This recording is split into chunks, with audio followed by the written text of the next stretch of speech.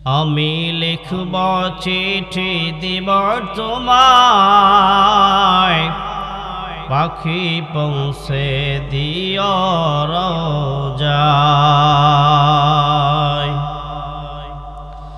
আমি থাকব বসে আশায়,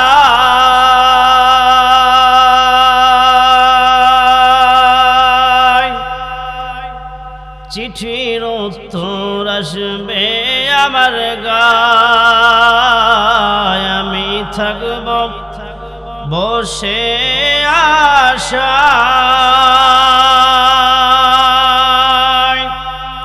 চিঠির উত্তর আসবে আমার গায়।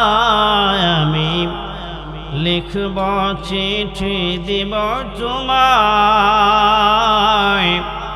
পাখি পৌঁছে দিও রোজায়। চিঠির উত্তর যদি গোনা পাই,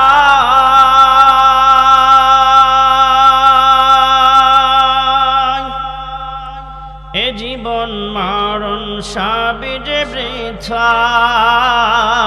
চিঠির উত্তর যদি গোনা পাই, এ জীবন মরণ সবই যে বৃথায়। যে প্রেমের চাদর ওয়াস কুরুনের গায়, সে প্রেম কবুল কর গো আমায়। আমি লিখব চিঠি দিব তোমায়, পাখি পৌঁছে দিও রোজায়। আনিল মুজরিমিনা মা সালাকাকুম ফি সাকার। সেদিন তারা জান্নাতি ব্যক্তিরা ফেরেশতা মালিককে জিজ্ঞেস করবে, ও ভাই ফেরেশতা মালিক, ওই যে জাহান্নামীগুলো দেখা যায় আমার পরিচিত ভাই চাচা, কি কারণে ওরা জাহান্নামের মধ্যে জ্বলতেছে, আগুনের মধ্যে নিক্ষিপ্ত, আপনি কি জানেন? মা সালাকাকুম ফি সাকার, ওরা কি কারণে সাকার নামক জাহান্নামী হয়ে গেছে, আপনি কি জানেন? তারা বলবে না, আমরা জানি না। আপনি তাদেরকে জিজ্ঞাসা করেন কি অপরাধে তারা আজকে সাকার নামক জাহান্নামী হয়ে গেছে, সাকার নামক জাহান্নামীবাসী, আপনি তাদেরকে জিজ্ঞাসা করেন।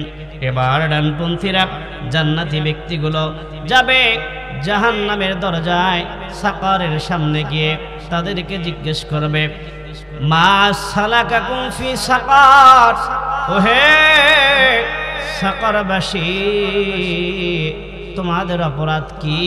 কি অপরাধের কারণে আজকে তোমরা সাকার নামক জাহান্নামের ভিতরে দাউ দাউ করে জ্বলতেছো, জানতে চাই। সমস্ত সাকারবাসী এক বাক্যে বলবে, ক্বালু লাম নাকু মিনাল মুসাল্লিন।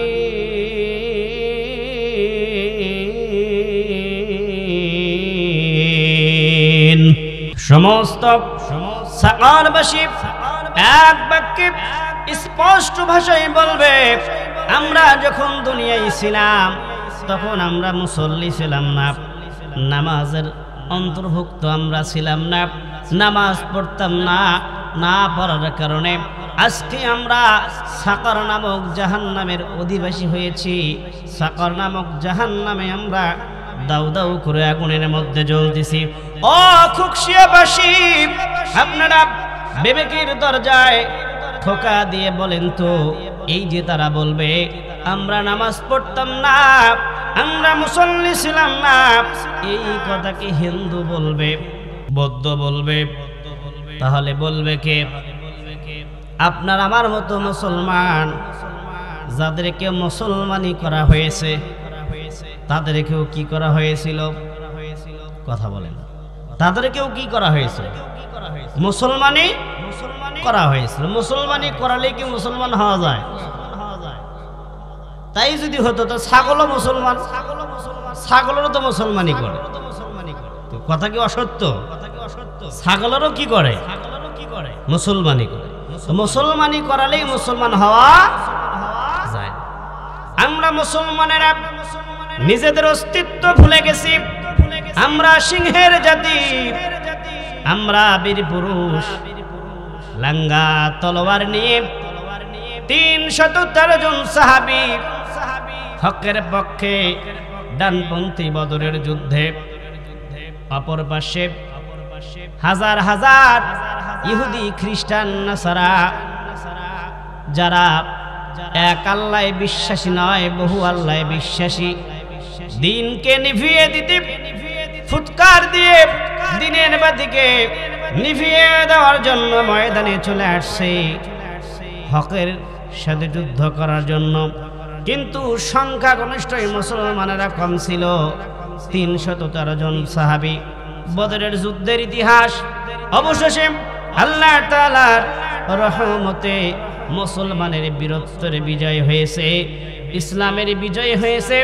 বদরের যুদ্ধে মুসলমানেরা জয় লাভ করেছে। আল্লাহ রাব্বুল আমিন বদরের যুদ্ধকে স্বর্ণ অক্ষরে লিখে দিয়েছে। এবং বদরের যুদ্ধ এমন একটি মাসে হয়েছিল যেই মাসের দাম আল্লাহ তাআলার কাছে 12টি মাসের চেয়েও বেশি। সেই মাসের নাম কি?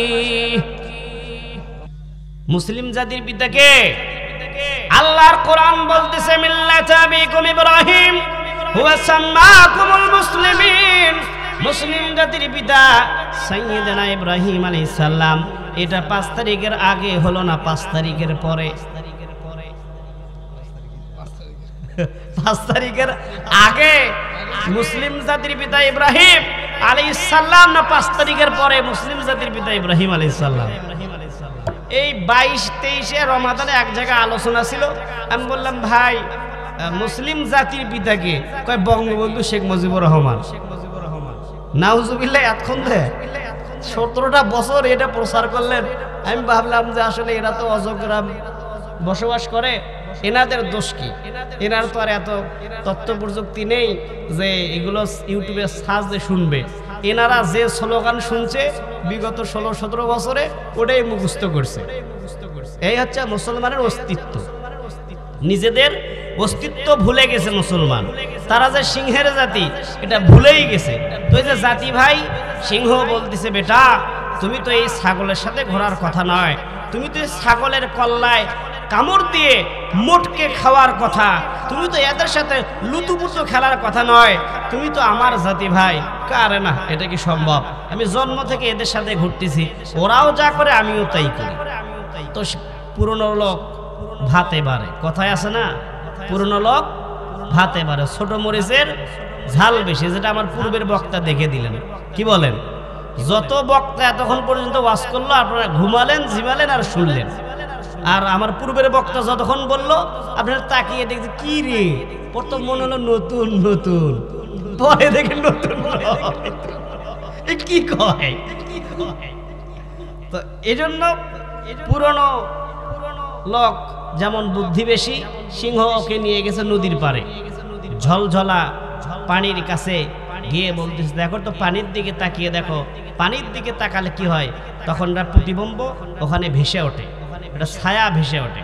মানুষ হলে মানুষের ছায়া, ছাগল হলে ছাগলের ছায়া, সিংহ হলে সিংহর ছায়া। বলে দেখো তো তোমার ছবি আর আমার ছবি ওখানে দুইজনে এক দেখা যায় কিনা? হ্যাঁ এক দেখা যায়। আসলে প্রকৃত অর্থেই তুমি আমার সন্তান, তুমি বীরের জাতি, তুমি তো ওদের জাতি ভাই নও, কিন্তু ওদের সাথে ঘুরতে ঘুরতে তোমার মাইন্ড সেট আপ মনে হয়েছে যে তুমি ওদের একজন, এই জন্য ওদের সাথে লুতুপুতু খেলো। আসলে তোমার ধর্ম হচ্ছে ওদের গর্দান মোটকে নেওয়া। মুসলমান বীরের জাতি সব সময় হবে ডানপন্থী। কোনপন্থী? ডানপন্থী। তো আমাদের রাস্তায় চলার নিয়ম হচ্ছে বাম দিকে যেতে হবে। ডান পাশ দিয়ে চলতে গিয়ে অ্যাক্সিডেন্ট হলে আপনার ড্রাইভার নেবে না? নেবে? ড্রাইভার কেন নেবে না? ড্রাইভার নেবে না, গাড়িওয়ালা নেবে না। গাড়িওয়ালা ইন্স্যুরেন্স করেছে, ঝুঁকি কভার করেছে। কার কাছে? বামপন্থী সরকারের কাছে। যে বাম পাশে দিয়ে আপনাকে যেতে হবে, আর যদি বাম পাশ দিয়ে না যান, উল্টো পথে ডান পথে যান, সেখানে অ্যাক্সিডেন্ট হলে রাষ্ট্র, দেশ, মালিক, গাড়ি কেউ আপনার ঝুঁকি কাভার করবে না। তো বামপন্থী যদি চলেন তাহলে তো আপনাকে যেতে হবে কোথায়? সাকরে, যেটা বলেছেন আল্লাহ তাআলা সূরা মুদ্দাসসিরে। রব্বুল আলামিন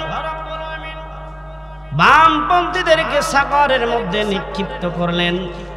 সাকরবাসীদেরকে জান্নাতীরা বললেন, ক্বালু লাম নাকু মিনাল মুসাল্লিন। সমস্ত সাকরবাসী বলল, আমরা মুসল্লি ছিলাম না, আমরা নামাজ পড়তাম না, এই কারণে আজকে আমরা সাকর নামে নিক্ষিপ্ত হয়েছি, সাকরের আগুনে দাউ দাউ করে জ্বলতেছি। আমার প্রাণপ্রিয় ভাইয়েরা, এই কথা মুসলমানেরাই বলবে, এই কথা এই মুসলিম উম্মার জাতির শ্রেষ্ঠ সন্তান আমরাই বলবো। কিন্তু আমাদের তো এই কথা বলার কোনো কথা নয়। যেই সিজদা শেখাতে আল্লাহর নবী জনাবে রাসূলুল্লাহ সাল্লাল্লাহু আলাইহি সাল্লাম পোষা উটের ভুঁড়ি চাপা দিয়ে কাফের মুশরিক বীর মুরতাদরা দীর্ঘ সময় তাকে কষ্ট দিয়েছে, লাঞ্ছনা দিয়েছে।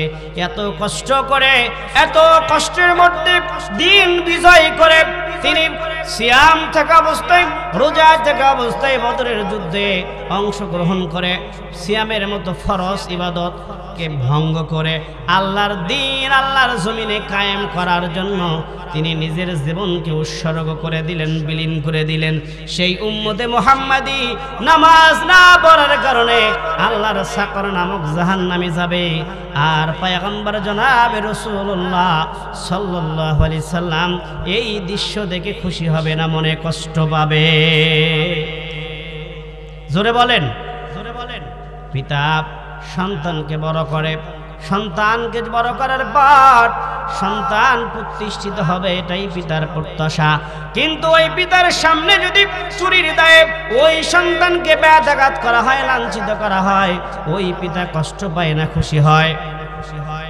সামান্য একজন পিতা সন্তানের সাথে রক্তের সম্পর্ক, এই কারণেই যদি কষ্ট পায়, পয়গম্বর জনাবে রাসূলুল্লাহ সাল্লাল্লাহু আলাইহি সাল্লাম ইয়া হাবলি উম্মতি, ইয়া হাবলি উম্মতি দীর্ঘদিন বেঁচে থাকা অবস্থায় কান্না করেছেন, মৃত্যুর পরেও এখনো কবরে কান্না করেন উম্মতের জন্য।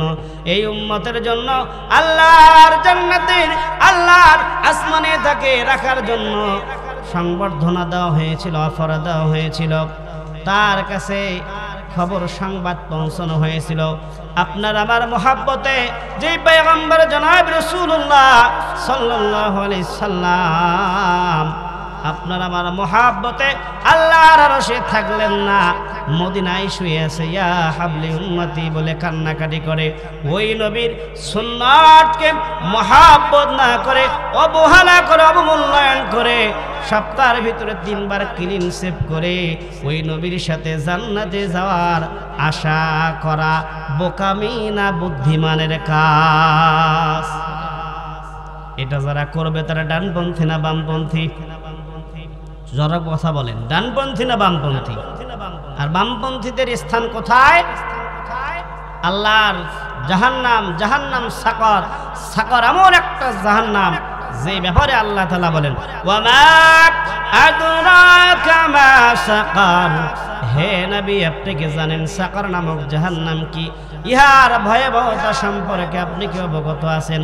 লা তুবকি ওয়ালা তাদার। এই জাহান্নামে যারা যাবে তারা বাঁচবেও না, তারা মরবেও না। তার মানে হলো যারা যাবে এই আযাব সহ্য করতে পারবে না। এই আযাব সহ্য করতে না পেরে মৃত্যু হবে, মৃত্যু তো হবে না, কারণ সেদিন মৃত্যু নামক বস্তু, অবয়ব বিষয়টাকে আল্লাহ তাআলা জবাই করে এটার সমাপ্তি ঘটাবেন। তার মানে হলো যে জান্নাতে যাবে অনন্তকাল আবাদান আবাদান জিন্দেগি শান্তি আর আরামায়েশ ভক্ষণ করতেই থাকবে। আর যে জাহান্নামে যাবে, সে আবাদান আবাদান জিন্দেগি, অনন্তকাল কষ্টের পর কষ্ট, নির্যাতন স্টিমরোলার তার উপর চাপাইতেই থাকবে, সে কষ্ট করতেই থাকবে, এটা সহ্য করতেও পারবে না। সহ্য করতে না পেরে মৃত্যু হবে, এই মৃত্যু তো আর হবে না। লাওয়াহাতুল লিল বাশার, এই মানুষদেরকে সেদিন শাস্তি দেওয়ার জন্য, আযাব দেওয়ার জন্য রব্বে কারীমের তরফ থেকে লা তুবকি ওয়ালা তাদার, এই মানুষদেরকে শাস্তি দেওয়ার জন্য, কষ্ট দেওয়ার জন্য আল্লাহর তরফ থেকে 19 জন ফেরেশতা নিযুক্ত থাকবে শুধু জাহান্নামে সাকারে। কয়জন ফেরেশতা? 19 জন ফেরেশতা নিযুক্ত থাকবে সাকার নামক জাহান্নামীবাসীদেরকে আযাব দেওয়ার জন্য।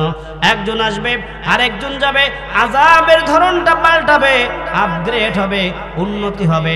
আরেকজন আসবে, আরেকজন যাবে, ও গিয়ে আবার এটার উন্নতি করবে, শাস্তি দিবে। একের পর এক 19 জন ফেরেশতা এক একজন ব্যক্তিকে জাহান্নামের ভয়াবহ আগুনের মধ্যে নিক্ষিপ্ত করবে, দাউ দাউ করে জ্বালাবে, পুরে সারকার হয়ে যাবে। আবার সেইগুলো একত্রিত করবে, আবার অবয়ব, আবার মানুষের মতো রূপান্তরিত করবে, আবার তাকে জাহান্নামের আগুনের মধ্যে নিক্ষিপ্ত করা হবে। এমনই ভাবে চলবে কিয়ামত পর্যন্ত, এরকম ভাবে চলতেই থাকবে। এই জাহান্নামে সাকারে যাবে তারা, বামপন্থী হবে যারা। কথা বলেন ঠিক কিনা? ক্বালু লাম নাকু মিনাল মুসাল্লিন, সাকারবাসী বলতেছে আমাদের 1 নাম্বার কারণ হলো আমরা দুনিয়াতে যারা ছিলাম আমরা মুসল্লি ছিলাম না, আমরা মুসল্লিদের অন্তর্ভুক্ত ছিলাম না, আমরা নামাজ পড়তাম না। তাহলে সাকার থেকে যদি বাঁচতে চাই নামাজ পড়ার দরকার আছে না নাই? সাকার থেকে যদি বাঁচতে চান আপনাকে নামাজ পড়তে হবে, সালাত আদায় করতে হবে। সালাত এমন একটা ইবাদত, আউয়ালু মা ইউহাসাবু বিহিল আবদু ইয়াউমাল কিয়ামাতিস সালাহ। আল্লাহর নবী জনাব রাসূলুল্লাহ সাল্লাল্লাহু আলাইহি সাল্লাম বলেন, কিয়ামতের দিন সর্বপ্রথম বান্দার সালাতের হিসাব নেওয়া হবে। এই হিসাবে যে পাশ করতে পারবে ওই বান্দা, ওই ব্যক্তি আল্লাহর জান্নাতে চলে যাবে। বলেন সুবহানাল্লাহ। ওই বান্দার জন্য আল্লাহর জান্নাতের ফেরেশতারা বলবে আহলান সাহলান মারহাবান, ওয়েলকাম, সুস্বাগতম। তাদেরকে অভ্যর্থনা জানাবে, তাদেরকে রিসিপশন করবে, তাদের আদর আপ্যায়ন হবে জান্নাতের বালাখানায়। বলুন সুবহানাল্লাহ। আর যেই ব্যক্তি এই জাহান্নামে যাওয়ার একটাই মাত্র তার কারণ হবে, যেই ব্যক্তি এই সালাতের মতো পবিত্র ইবাদতকে ইচ্ছাকৃতভাবে পরিত্যাগ করবে, ওই ব্যক্তি আল্লাহর জাহান্নামে যাবে। বলুন নাউযুবিল্লাহ। প্রথমেই যেহেতু আল্লাহ তাআলা সালাতের হিসাব নেবেন, এই হিসাবে যে পাশ করতে পারবে সে আল্লাহর জান্নাতে যাবে, আর যে পাশ করতে পারবে না সে কোথায় যাবে? সবাই বলেন, জাহান্নামে চলে যাবে। প্রথম বলেই যদি আউট হয়ে যায়, ক্রিকেটের ভাষায় ওটাকে কি বলে? প্রথম বল করলে যদি আউট হয় তো ক্রিকেটের ভাষায় ওটাকে কি বলে? সবাই বলেন। প্রথম বলেই যদি আউট হয়ে যায় ওইটাকে বলে বল আউট, তাই না? আমাদের সূর্য সন্তান তামিম ইকবাল অসুস্থ হওয়ার সাথে সাথে বাংলাদেশে 2 ঘন্টার ভিতরে চিকিৎসার ব্যবস্থা করা হলো। আমার ভারতের দাদা ভাইয়েরা, দালাল বন্ধুরা, গায়ের ভিতরে আগুন জ্বললো। হারে আগে কত সুন্দর, অসুস্থ হলে আমাদের ভারতে চিকিৎসার জন্য আসতো, আমরা মোটা টাকা কামাইতাম। কিন্তু এখন বাংলাদেশে এত উন্নত চিকিৎসা তৈরি হয়েছে, তাদের মন খারাপ না খুশি? তাদের মন খারাপ, কিন্তু আমরা অনেক খুশি। এই খুশি স্থায়ীভাবে থাকবে যদি আমার সূর্য সন্তান তামিম ইকবালের জন্য হয়, আমার বড় ভাইয়ের জন্য যদি 2 ঘন্টার মধ্যে 3 ঘন্টার মধ্যে চিকিৎসার সুব্যবস্থা হয়। আর যদি বৈষম্য থাকে যে তামিম ইকবালের জন্য 2 ঘন্টা, আমার ভাইয়ের জন্য 2 মাস, তাহলে কিন্তু বৈষম্য থেকেই গেল। ঠিক কিনা? বৈষম্য থাকবে যতদিন, গোল টেবিলে বসানো হবে না ততদিন আমার সূর্য সন্তানেরা এজন্য কিন্তু রক্ত দিয়েছে, জীবন দিয়েছে, যাতে করে বৈষম্য দূর হয়। কিন্তু দুঃখজনক হলো সত্য, রংপুর বিভাগের উত্তরবঙ্গে এত বড় একটা ঘটনা ঘটে গেল, যার সূত্রপাত ধরে জাতিসংঘ থেকে শুরু করে আপামর জনতা সকলে মাঠে ময়দানে নেমে পড়ল। এই গণ অভ্যুত্থান হলো, এই 5ই আগস্টের বিপ্লব হলো। কিন্তু দুঃখজনক হলো সত্য, আমার উত্তরবঙ্গে একটা উপদেষ্টাও কিন্তু দেওয়া হলো না। বৈষম্য কিন্তু রয়েই গেল। অথচ নষ্টা ভষ্টা নাটক, সিনেমার, থিয়েটারের পরিচালক ফারুকের মতো কুলাঙ্গার উপদেষ্টার পদ পায়, আমার উত্তরবঙ্গে একটা উপদেষ্টার পদ পেল না। এই বৈষম্যর জন্য আমার সূর্য সন্তান আবু সাইদ ভাই কিন্তু জীবন দেয় নাই। আপনার আমার ঈদ কত সুন্দর আনন্দে কাটতেছে, এক একটা দিন 4টা 5টা করে গরু, তারপরও মাংস পাওয়া যায় না, ঠিক কিনা? অথচ আপনি তাকিয়ে দেখেন শহীদ পরিবারের দিকে, চোখের জল সারা তাদের কিছুই ভাগ্যে জোটে না, মনের মধ্যে ফুর্তি নাই, মুখের ভিতরে খানা রুচি নাই। তারা কলিজার টুকরা সন্তানকে হারিয়ে দিশেহারা।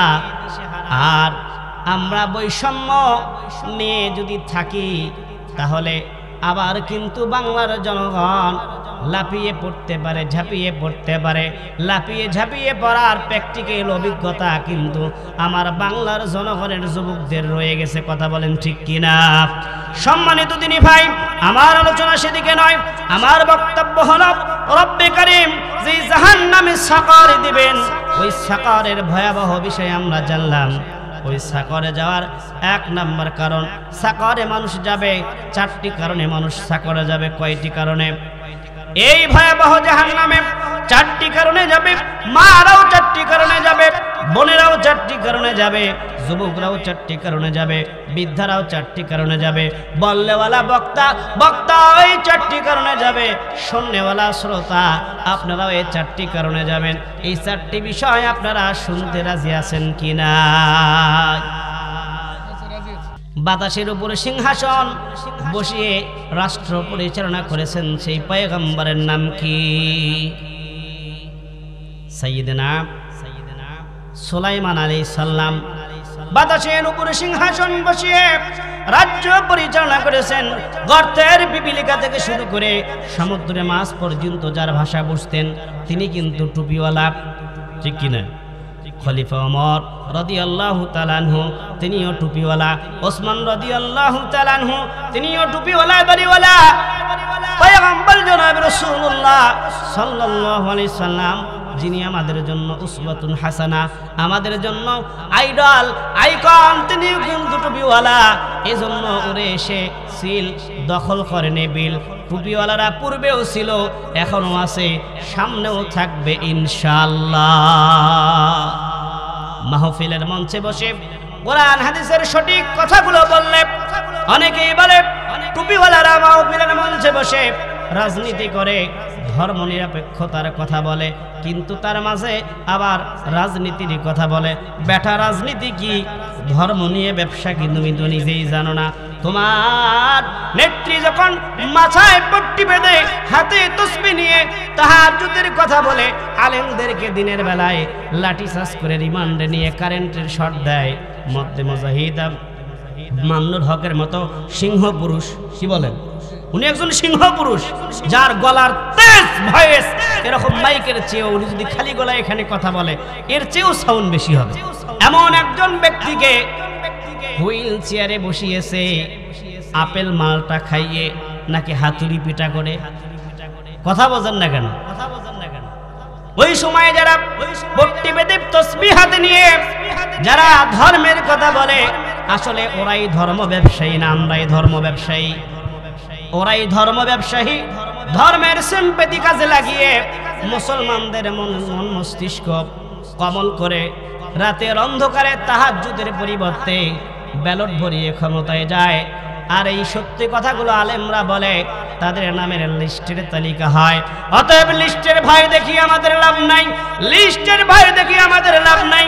এই লিস্ট তৈরি করলো যে দেখা যায়, ইতিহাস ঘেটে বোঝা যায় স্বাধীনতার সময় পাকিস্তানের ক্যাম্পে মুগরি সাপ্লাই দিত ওই ব্যক্তি মুরগিসর শাহরিয়ার কবির, ওই ব্যক্তি এখন আলেমদের লিস্ট করে। অতএব লিস্ট থেকে ভয় দেখিয়ে আমাদের লাভ নাই, লিস্টের ভয় আমরা করি না। এখন সময় এসেছে লিস্ট আমরা করব, আর জাতি শুধু চেয়ে চেয়ে দেখবে। কথা বলেন ঠিক কিনা? দীর্ঘ সময় যারা এই আলেমদের উপর নির্যাতন নির্বিষণ স্টিমার রোলার চালিয়েছে, এদেরকে আগামীতে হাঁটা চলার উপরে নিষেধাজ্ঞা তৈরি করা হবে। কথা বলেন ঠিক কিনা? আমার দিনী ভাই, প্রাণপ্রিয় উম্মাহ, আমি যেই কথা আপনাদেরকে বলতেছি, খলিফা ওমর রাদিয়াল্লাহু তাআলা আনহু তিনি মৃত্যুর পূর্বে জান্নাতের সার্টিফিকেট পেয়েছিলেন নাকি মৃত্যুর পরে? মৃত্যুর আগে জান্নাতের সার্টিফিকেট পাওয়া একমাত্র ব্যক্তি তিনি। জান্নাতের সার্টিফিকেট পাওয়ার পর সালাতের গুরুত্ব কিভাবে দিতেন আমি সেদিকে আলোচনায় যাব। আর আপনি আমি জান্নাতের সার্টিফিকেট পাবো কিনা, গন্ধ আমরা সুগন্ধি স্মেল পাবো কিনা এটাও জানি না, অথচ আমরাই ঠিক মতে নামাজ পড়ি না। ঠিক কিনা? জান্নাতের সার্টিফিকেট পাওয়া ব্যক্তি সালাতের বিষয়ে এতটাই অটল। খলিফা ওমর রাদিয়াল্লাহু তাআলা আনহু তেনার কাছে এসে বিচার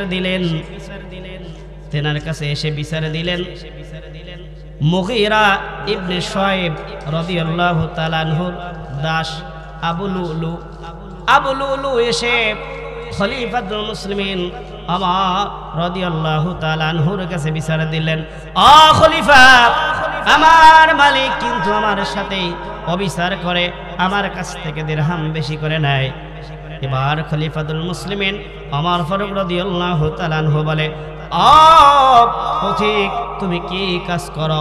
বলে, আমি খঞ্জর বানাই। তুমি খঞ্জর বানাও, তোমার দেশের বাড়ি কোথায়? বলে, আমার দেশের বাড়ি পারস্যে, আমি খঞ্জর বানাই। প্রতিদিন তোমার মালিক তোমার কাছ থেকে কত দিরহাম নেয়? এবার পথিক বলতেছেন, আবু লুলু বলতেছেন, আমার কাছ থেকে দৈনিক 4 দিরহাম করে নেয়। খলিফা ওমর রাদিয়াল্লাহু তাআলা আনহু বলে, তোমার কাছ থেকে মাত্র 4 দিরহাম করে নেয়, যেহেতু তুমি খঞ্জর বানাও, এটা খুবই কম হয়, আপনি আরো একটু পারলে বেশি করে দেন, এটা খুবই কম হয়। 4 দিরহাম করে নেয়, এটা খুবই কম, তুমি পারলে আর একটু বেশি করে দাও। এই কথা শুনে আবু লুলু বললেন, আমার তুমি সবার জন্য নরম, কিন্তু আমার জন্য গরম। এই যে গরম ব্যবহার তুমি আমার সঙ্গে করলা, আমি কিন্তু এটার বিচার করব, আমি কিন্তু তোমাকে দেখে নেব। এই কথা বলে আবু লুলু চলে গেলেন। যেহেতু সে প্রফেশনাল ভাবে খঞ্জর বানাতেন, খঞ্জর হলো এই পাশে ধারালো অস্ত্র, মাঝখানে হাতল রয়েছে। এই হাতল দিয়ে আঘাত করলে মানুষের নারী ভুঁড়ি কেটে যায়। তিনি আলাদাভাবে একটা ওমর রাদিয়াল্লাহু তাআলা আনহুকে হত্যা করার জন্য স্পেশালভাবে একটা খঞ্জর বানালেন। মাঝখানে হাতল, এই পাশেও চাকু, এই পাশেও চাকু। এই চাকু দিয়ে যদি কাউকে আঘাত করা যায়, তার শরীর চূর্ণ বিচূর্ণ হয়ে যাবে। এই হাতল বানিয়ে সুদীর্ঘ 1 মাস বিষাক্ত পানির মধ্যে ডুবিয়ে রাখলেন। এই খঞ্জরটা আরো বিষাক্ত করলেন, যাতে করে এই খঞ্জর আঘাত যারা লাগবে ও যেন পৃথিবীতে আর বেঁচে থাকতে না পারে।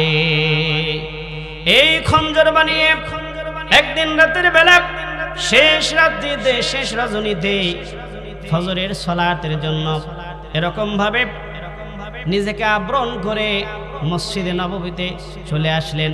মসজিদে নববীতে ইমামতি করতেন সাইয়্যিদনা ওমর রাদিয়াল্লাহু তাআলা আনহু। ওমর রাদিয়াল্লাহু তাআলা আনহুর নেতৃত্বে ফজরের ফরজ সালাত শুরু হতো। কেমন নেতা ছিলেন!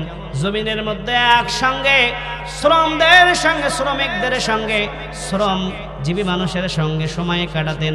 আবার মসজিদে এসে মসজিদে নববীতে সামনের কাতারে নেতৃত্ব দিয়ে সমস্ত উম্মতকে আল্লাহ তাআলার জান্নাতের মেহমান বানানোর জন্য সামনে নেতৃত্ব দিতেন, সামনে নেতা হয়ে নেতৃত্ব দিতেন। অতএব টুপিওয়ালাদের নেতৃত্ব দেওয়ার পেছনে আল্লাহ তাআলা বান্দার কল্যাণ লুকায়িত আছে। কথা বলেন ঠিক কিনা? ওমর রাদিয়াল্লাহু তাআলা আনহু নামাজে দাঁড়িয়ে গেলেন। রাতের অন্ধকার, তখন কিন্তু এত আলোক সজ্জায় মসজিদগুলো সজ্জিত ছিল না। এখন টাইলস হয়েছে, আলোক সজ্জা হয়েছে, এসি, এয়ার কন্ডিশন, অনেক কিছু হয়েছে, এত সুন্দর পরিবেশ, কিন্তু মুসলমানের ইমানের পরিবেশ ভালো নয়। আগে মসজিদের পরিবেশ ভালো ছিল না, ইমানের বলে বলিয়ান হয়ে নিজের জীবনকে কুরবান করে দিত, নিজের সম্পদগুলো আল্লাহর রাস্তায় একটা কাপড় দিয়ে, বস্ত্র দিয়ে লজ্জায় স্থান হেফাজত করে সমস্ত সম্পদগুলো আল্লাহর নবীর চাদরে ঢেলে দিতে সাহাবীরা দ্বিধা করত না, সাহাবীরা সম্পদের মহাব্বত করত না। আর আমরা তুই মহাব্বত করে সন্তান এবং সম্পদ, যেটা আপনার আমার জন্য ক্ষতিকর। আল্লাহ তাআলা বলেন, ইন্নামা আমওয়ালুকুম, ও যুবক ভাইরা কোথায় যাও? গার্লফ্রেন্ড মেসেজ দেয় নাকি? এত ওটা উঠি কেন? এখন যদি মেসি আর আর্জেন্টিনা খেলা শুরু হয়, চোখ সরাবে না, 1 মিনিটের জন্য এদিক সেদিক যাবে না।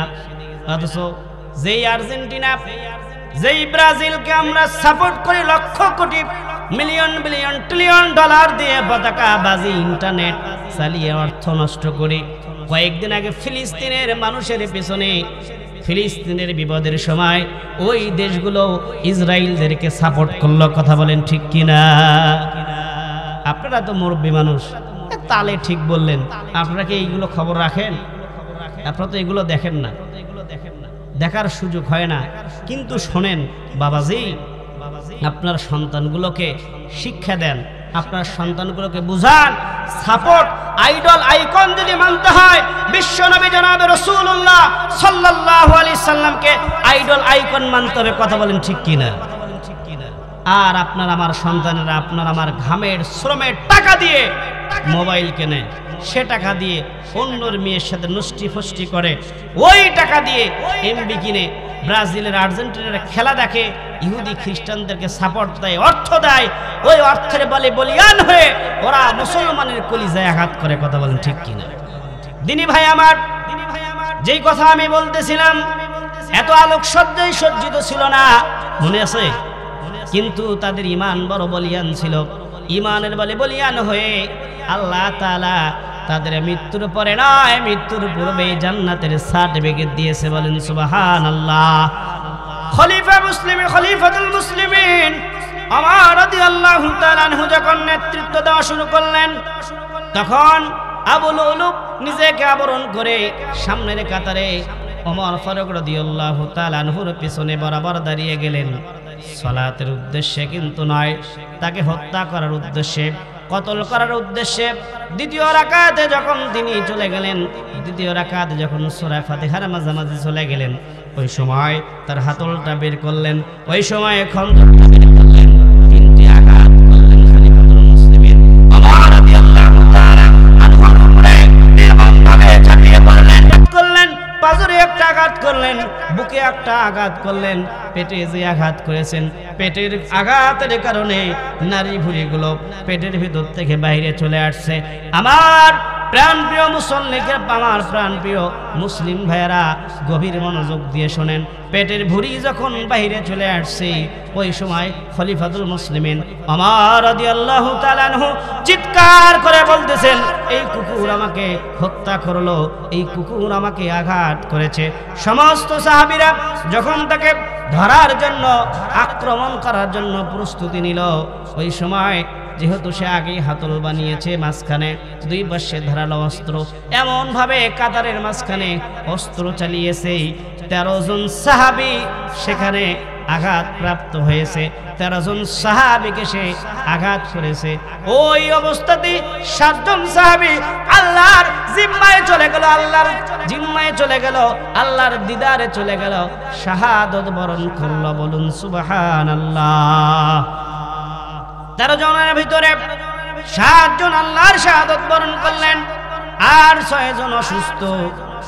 সামনে যিনি নেতৃত্ব দিলেন ওমর রাদিয়াল্লাহু তাআলা আনহু বেহুশ হয়ে গেছে আর সেন্সলেস হারিয়ে ফেলেছে।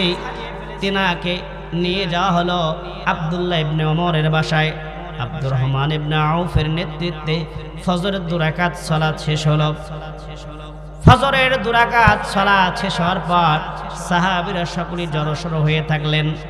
উজিরকে ডাকা হলো, চিকিৎসককে ডাকা হলো। চিকিৎসক এসে বললেন, যেই অবস্থা তেনার বাঁচার আর কোনো সম্ভাবনা নেই, আপনারা তার কাছ থেকে শোনেন তেনার অবর্তমানে খলিফা কে হবে, কাকে তিনি খলিফা নিযুক্ত করে যাবেন, এটা তিনি যেন নির্ধারণ করে দেয়। এবার সকলেই বসে আছি, ফজরের সালাত শেষ হয়ে গেছে। 1-1.5 ঘন্টা পর খলিফাতুল মুসলিমিন ওমর রাদিয়াল্লাহু তাআলা আনহু হুশ ফিরে আসছে। বলেন না সুবহানাল্লাহ। আপনারা বলেন তো, হুশ আসার পরে তার শব্দটা, তার প্রথম কথাটা কেমন হওয়ার কথা ছিল?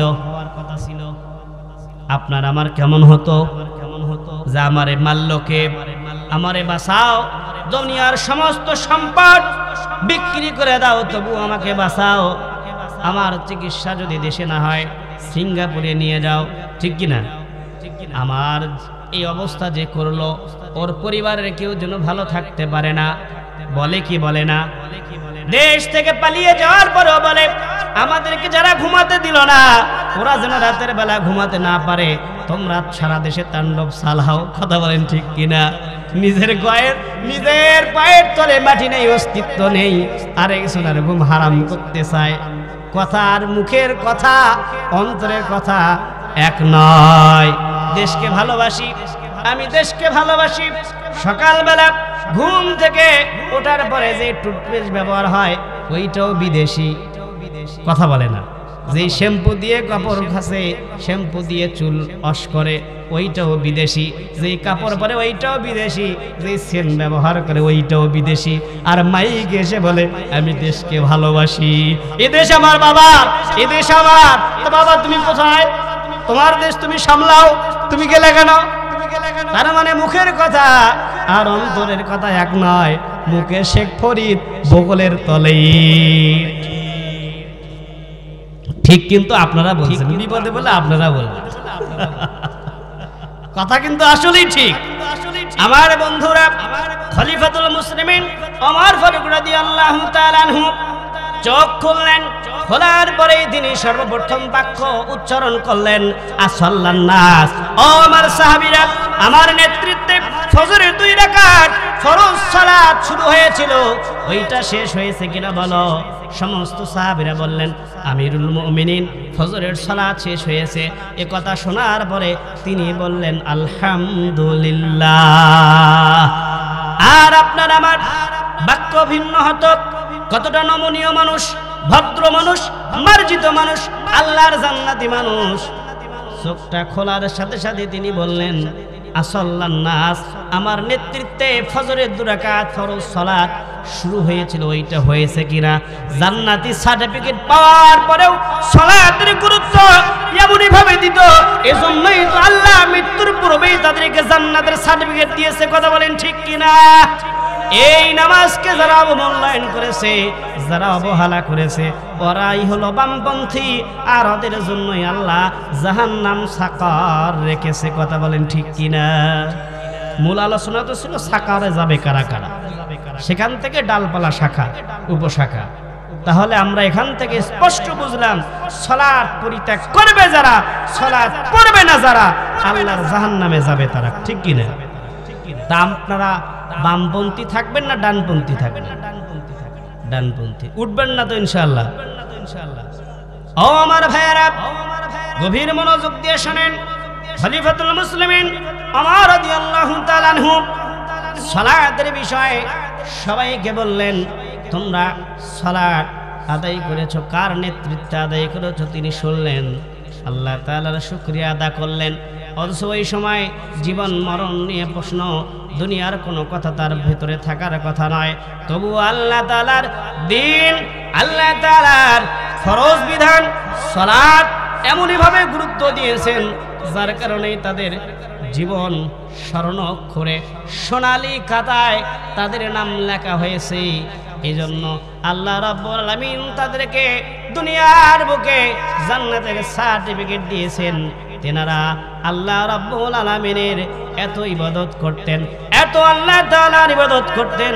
খলিফা আবু বকর সিদ্দিক রাদিয়াল্লাহু তাআলা আনহু তিনিও খলিফা ছিলেন, ওসমান রাদিয়াল্লাহু তাআলা আনহু তিনিও খলিফা ছিলেন।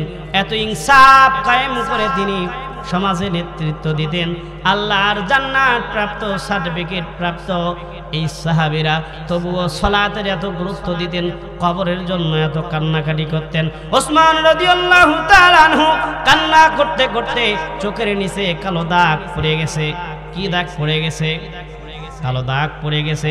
আপনার আমার কালো দাগ পড়ে ঘুম জাগতে জাগতে, টেলিভিশন দেখতে দেখতে, খেলা দেখতে দেখতে, ইন্টারনেট, ইউটিউব, ফেসবুক, টুইটার দেখতে দেখতে কালো দাগ পড়ে যায়। আবার পরের দিন যুবক ভাইয়েরা ইউটিউবে গিয়ে টিউটোরিয়াল দেখে চোখের কালো দাগ কিভাবে উঠায়। সেখানে লেখা আছে আলু যদি থেতলা করে নরম করে চোখের নিচে 10 মিনিট লাগিয়ে রাখা যায়, চোখের কালো দাগ উঠে যায়। ও নিজেই ওইটাকে কানা করলো, ও নিজেই আবার অপারেশন করলো। একবার টাকা খরচ করে আর চোখের কালো দাগ ফেললো, আবার এমবি খরচ করে কালো দাগ কিভাবে তুলতে হয় ওইটা আবার শিখলো। এদের চিন্তা চেতনা হচ্ছে দুনিয়াবি, আর তাদের চোখের নিচে কালো দাগ ফেলানোর উদ্দেশ্য হলো আখিরাতমুখী। ঠিক কিনা? ওনারা হচ্ছে ডানপন্থী আর আমরা হচ্ছি বামপন্থী। তখন ওসমান রাদিয়াল্লাহু তাআলা আনহুকে বললেন, সাহাবীরা বললেন, ও ওসমান, তুমি তো আল্লাহর জান্নাতি সাহাবী, তোমাকে আল্লাহ তাআলা জান্নাতের সার্টিফিকেট দিয়েছেন, তারপরেও কেন কবরের ভয়ে এত কান্নাকাটি করো? ওসমান রাদিয়াল্লাহু তাআলা আনহু বললেন, ভাই, আল্লাহ যদি আমাকে জিজ্ঞেস করে, ওসমান পৃথিবীর বুকে কি আমল করেছ রে ওসমান, ওই সময় আমি তো ভালো কিছু বলতে পারবো না, কিন্তু এই কথা বলবো যে আল্লাহর জাহান্নামের ভয়ে, আল্লাহকে রাজি খুশি করার জন্য আল্লাহর কবরকে ভয় করে করে কান্না করে করে ও কাবার মালিক রব্বে কারীম চোখের নিচে কালো দাগ ফেলেছি। বলেন সুবহানাল্লাহ। তাদের চিন্তা কত সুন্দর ছিল, তাদের চিন্তা কত গভীরে ছিল। তারা চিন্তা করত, এত চিন্তা করত তারা আল্লাহর জাহান্নাম থেকে বাঁচার জন্য। আর আমরা চিন্তা করি শুক্রবারের দিন যেন মুয়াজ্জিন সাহেব আর ইমাম সাহেব আমাদেরকে না বলে ফজরের নামাজ কারা কারা পড়েননি দাঁড়ান, এই কথা যেন না বলে। একটা ভিডিও ভাইরাল হয়েছে, হয়তো কোনো এক মসজিদের কোনো এক মাঠের সম্মানিত ইমাম সাহেব বলেছে, যুবক ভাইয়েরা, তোমরা যারা রোজা রাখো নাই, সিয়াম রাখো নাই, তোমরা কি করো? আল্লাহর কাছে লজ্জিত হও, লজ্জিত বোধ থেকে, অনুশোচনা থেকে, অনুভূতি থেকে তোমরা ফিরে আসো, তওবা করো। তারা কি করেছে? কান ধরে ওঠা বসা করেছে। দেখছেন মনে হয় আপনারা, ওঠা বসা করেছে। সাহাবাগীরা, নাস্তিক মোরতাদেরা বলে, দেখো মানুষদেরকে ঈদের দিন, আনন্দের দিন কান ধরে ওঠা বসা করতেছে, এরা নাকি ইসলামের নেতৃত্ব দিবে, মানুষকে কিভাবে কষ্ট দেয়। আসলে মানুষকে কষ্ট দেওয়ার জন্য নয়, স্বামী কষ্ট দিয়ে যদি আল্লাহর জাহান্নাম থেকে, সাকর থেকে বাঁচতে পারে, তাহলে এই ভালোবাসার যে উত্তম ভালোবাসার কি হতে পারে? কথা বলেন ঠিক কিনা? অথচ সাহাবাগীদের গায়ে আগুন লাগিয়ে গেছে। আসলে এই প্রীতি তো প্রীতি নয়, এই প্রীতি হলো মজার প্রীতি। এই চুলকানি হলো চুলকানি, মানে যত চুলকাই তত মজা লাগে। এই প্রীতি হলো আপাকে ফিরে নিয়ে আসার প্রীতি। ঠিক কিনা আমার ভাইয়েরা? আল্লাহর নবীর সাহাবীরা এমন ভাবে আল্লাহ তাআলার ইবাদত করতেন, আল্লাহ তাআলাকে এত রাজি খুশি করতেন। আমার মা বোনেরা এসেছে, ওনারা চিন্তা করে আমাদের জন্য কোনো কথা বলে না। ও মা বোনেরা, আপনাদের জন্য কথা আছে, মেহেরবানি করে বসেন, আপনাদের জন্য আলোচনা হবে। কথাবার্তা আপনারা বলেন না, নিজেদের মধ্যে কথা বলেন না। আল্লাহ রাব্বুল আলামিন সূরা মুদ্দাসসিরে যেটা বললেন, ক্বালু লাম নাকু মিনাল মুসাল্লিন, আমরা দুনিয়াতে যখন ছিলাম মুসল্লি ছিলাম না। এটা কয় নাম্বার অপরাধ? 1 নাম্বার। ওয়ালাম নাকু নুতিমুল মিসকিন, আমাদের 2 নাম্বার অপরাধ হলো আমরা মিসকিনদেরকে খাদ্য দিতাম না। আমরা মিসকিন যারা ছিল, অনাহারে যারা ছিল, সুবিধা বঞ্চিত মানুষ যারা ছিল, তাদের খোঁজ নিতাম না, তাদের খেয়াল রাখতাম না। একা একা খেয়ে পরে বাঁচতাম, বিল্ডিং এর ভিতরে একা একা খেয়ে পরে বাঁচতাম। নিচে অভাব সুবিধা বঞ্চিত মানুষদের দিকে তাকাতাম না। এটার কারণে আমাদের 2 নাম্বার অপরাধ হলো আমরা ইয়েতিম মিসকিনদেরকে খাদ্য দিতাম না, খোঁজ খবর রাখতাম না। এইটা সাকার নামক জাহান্নামীবাসীদের কয় নাম্বার অপরাধ? মুখস্থ করেন। 4টার মধ্যে প্রথমটা হলো নামাজ ত্যাগ করা, নামাজ না পড়া, মুসল্লি না হওয়া। 2 নাম্বার হলো যে ইয়েতিম মিসকিনদের সুবিধা বঞ্চিত মানুষদেরকে খাদ্য না দেওয়া, অনাহারে রাখা, তাদের খোঁজ খবর না নেওয়া। যারা ইয়েতিম মিসকিনদেরকে ভালোবাসে না, নাক ছিটকায়, বলে ইয়েতিমখানায় পড়ে, মা বাবা নাই, অথচ ইয়েতিমখানায় পড়া ছেলেটা মসজিদের মিম্বারে দাঁড়িয়ে আপনার সামনে সালাতের নেতৃত্ব দেয়, শুক্রবারে জুমার খুতবা দেয়, শুক্রবারে মসজিদের মেম্বার থেকে ইমাম সাহেব, খতিব সাহেব ওই ইয়েতিম বাচ্চাটা নেতৃত্ব দিয়ে ইমাম সাহেবের জায়গা থেকে মুসলমানের জন্য, মুসলমানের কল্যাণের জন্য চোখের পানি ফেলে আল্লাহর কাছে কান্নাকাটি করে। আর মুসল্লি এমন ভদ্র মার্জিত মুসল্লি আছে, ইমাম সাহেবের গালি দোষ মন্দ ছাড়া আর ওরা কিছুই খুঁজে পায় না। কথা বলেন ঠিক কিনা? ইমাম সাহেবের দোষ, গালি মন্দ, সমালোচনা ছাড়া কিছুই পায় না। অথচ ইমাম সাহেব ওই জায়গায় দাঁড়িয়ে মুসল্লিদের জন্য আল্লাহর কাছে চোখের পানি ফেলে আল্লাহর কাছে কান্নাকাটি করে। কথা বলেন ঠিক কিনা? তার মানে হলো কিছু কিছু ভদ্র আমাদের চাচি আছে, বলে বউ, 2 জন একসঙ্গে হয়, বউ তোমার মেয়ে কেমন আছে? বলে খুব ভালো আছে। তোমার জামাই কেমন? কয়ে খুব ভালো। আমার মেয়ের কথা সব শোনে, আমার মেয়ের কথার বাইরে একটাও যায় না, খুব ভালো। বুঝলেন তো? আমার মেয়ের কথার বাইরে একটাও যায় না, খুব ভালো। আচ্ছা বউ, তোমার ছেলে কেমন? আমার ছেলে তো হারামজাদা, ওই হারামজাদা খালি ওর বইয়ের কথা শোনে। মানে হলো বেটা বইয়ের কথা শোনে, এই জন্য এটা হারামজাদা। আর জামাই ভালো, ওটা ওনার মেয়ের কথা শোনে। তো এটা যদি লেডিস হয় তো ওটা কি জন্ডিস না? দুটোই মহিলা। তো এর কথা শুনলে যদি ভালো হয়, তো ওর কথা শুনলে খারাপ হবে কেন? এটা হচ্ছে মানসিকতার পরিচয়। কিসের পরিচয়? প্রথমটা তো হাসলেন, এইবার যে আপনাদের সাথে মিলে যাবে। ইমাম সাহেব আপনার আমার জন্য চোখের পানি ফেলে আল্লাহর কাছে কান্নাকাটি করে, আর মুসল্লিরা চা খায় মানুষের টাকায়, চা খায় মানুষের টাকায়, আর ইমাম সাহেবের সমালোচনা করে, বিরুদ্ধে কথা কয়। ঠিক কিনা? এই হলো অবস্থা। চাচা চাচির একই অবস্থা। আমার দিনী ভাইয়েরা, ইতিম মিসকিনদের খাদ্য দিতে হবে, তাদের খোঁজ নিতে হবে। অনেক ভদ্র মার্জিত মানুষ যারা আছে, ক্ষমতার ব্যবহার করে কলমের খোসায় ইতিমদের ব্রিজ খায়, কালবাট খায়, মসজিদ খায়, মাদ্রাসা খায়, টনে টনে রড খায়, তারপরেও বলে আমরা কিচ্ছুই খাই না, যা খায় সব হুজুরেরাই খায়। হ্যাঁ, হুজুরেরা কি খায়? ডাল, গরু গোস্ত, মাংস, কালিয়ে কোপ্তা, বিরিয়ানি, তেহেরি, এগুলোই তো খায়। হ্যাঁ, ওরা ডাল খায়, বাবা খায়, বাবা খায়, ব্রিজ খায়, কালবাট খায়, মসজিদ মাদ্রাসা সব খায়, তারপরও বলে যা খায় সব হুজুরেরাই খায়। বাবা শাহজালাল, তোমার জন্য কুত্তা বিড়াল সব হালাল, তাই নাই কি? এর হিসাব কিন্তু দিতে হবে। কিরামান কাতিবিন, আল্লাহ তাআলার সম্মানিত 2 জন লেখক ফেরেশতা মণ্ডলী 2 পাশে বসে আছে। তারা সব সময় ডায়েরি করতেছে, নোট করতেছে, রেজিস্টার ভুক্ত করতেছে, কে কোন অন্যায় করতেছে, কে এতিমের মাল ভক্ষণ করে নিজের পকেটে নিজের পেটে ঢুকায়, সমস্ত কিছু নোট হচ্ছে। সমস্ত কিছু একদিন আল্লাহর কাঠগড়ায় দাঁড়িয়ে দিতে হবে। আল্লাহ তাআলা মুখের জবান সেদিন বন্ধ করে দিবে, মুখের জবান বন্ধ করে দিবে। বান্দা চাইলে মুখ দিয়ে জবান দিয়ে ইচ্ছাকৃত কোনো কথা বলতে পারবে না। এটা পাবেন কোথায়?